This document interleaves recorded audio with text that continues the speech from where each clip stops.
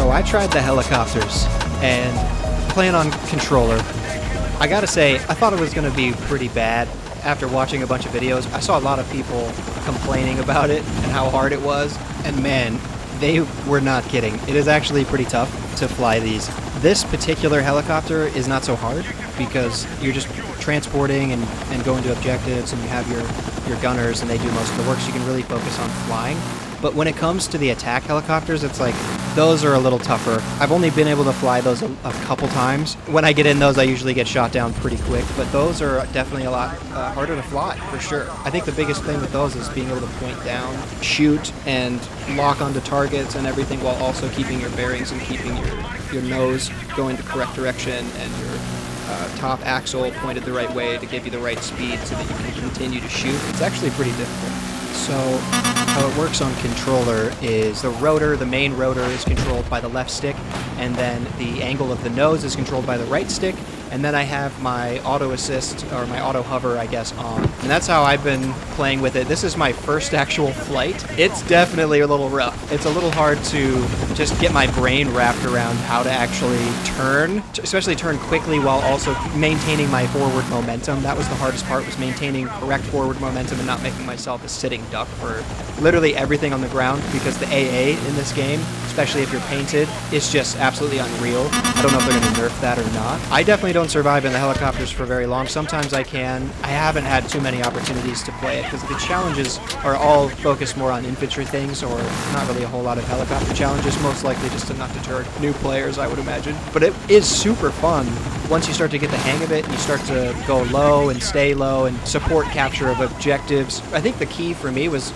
once I figured out the different sticks and their angles and what they control, that did make things a lot easier. And then also just remembering to take a look at my helicopter diagram, see who I have in the helicopter, and make sure I'm pointing my gunner towards the enemy as much as possible. And obviously hovering in one place for too long is just asking to die.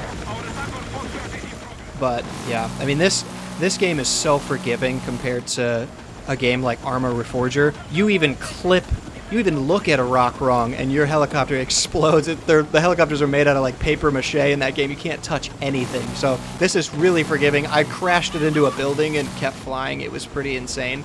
And my blades went into the ground sideways and I was able to continue to fly. So it's very nerfed, I would say, to make it a little bit more just easy.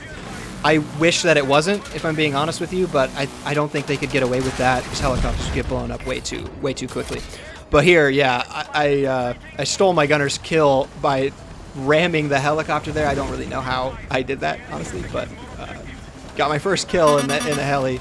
But yeah, I did pretty good in my first run. I stayed alive pretty long, and then I stayed 2 straight, and there we go. Just like that, knocked out by a shell.